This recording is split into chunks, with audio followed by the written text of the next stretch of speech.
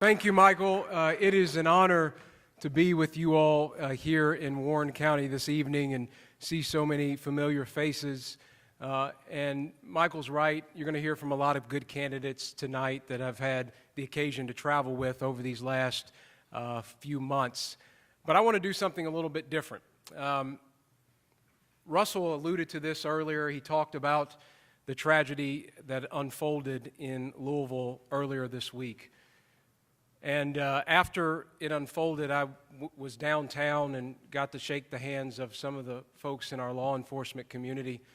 If you're in law enforcement here tonight, would you please stand up? Sharon. Thank you. Thank you all.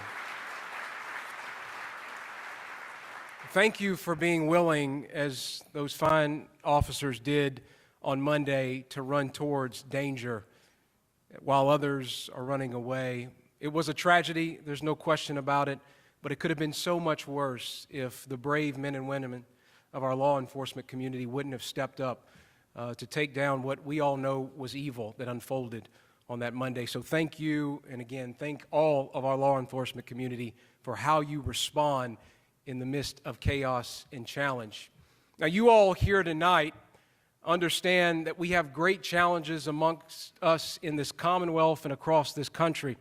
We know that the legacy media and Democrat leadership in Washington, a Democrat governor here in the far left, have come together to create what I would consider the perfect storm of conditions that, if left unchecked, will destroy our values, undermine the pensions of teachers, firefighters, and police officers, destroy our economy, and destroy our coal industry. But you all in this room, in 2023, we have a transformational moment to say what kind of leadership we want going forward. We can either say that we want a governor whose mere presence in that office emboldens the far left, or we can say that we want a governor who reflects the values of the men, women, and children of all 120 counties. And I hope that we will make the decision to go with the latter, because we've seen what Democrat leadership looks like over these last 3 years. It's meant lockdowns and shutdowns. It's meant vaccine mandates being threatened on our communities. It's meant higher homicide rates in our largest cities. It's meant seeing our law enforcement community demoralized. It's meant our coal industry under attack.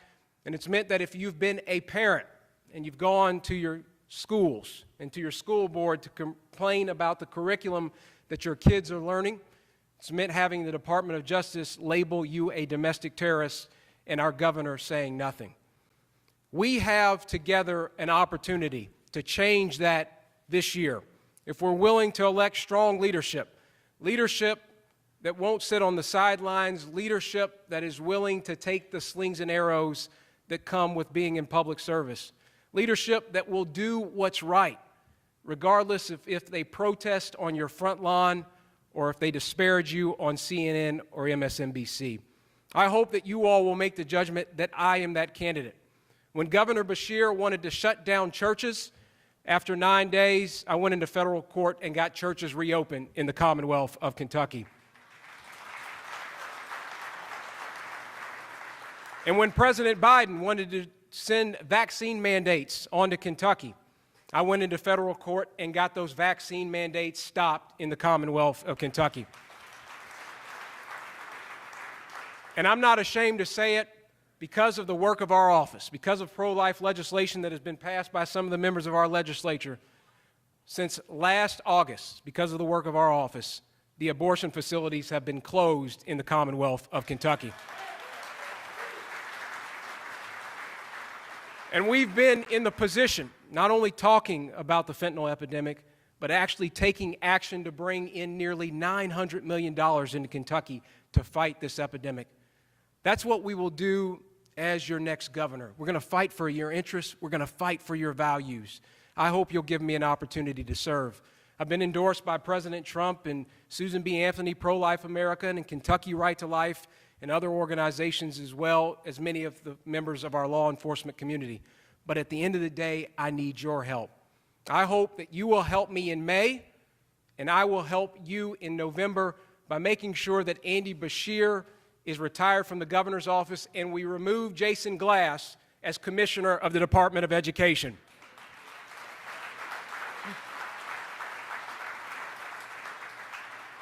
So with your help, we can have a better and brighter future. We can have a Commonwealth in which we stand up for the unborn, in which we involve our parents in the educational opportunities of their kids, and we make sure that those that serve in our law enforcement community know that they are respected and valued. I hope you'll join us in this endeavor. There are only nearly 4 weeks left. We need your help to get across that finish line in first place. May God bless you and God bless the Commonwealth of Kentucky. Thank you so much.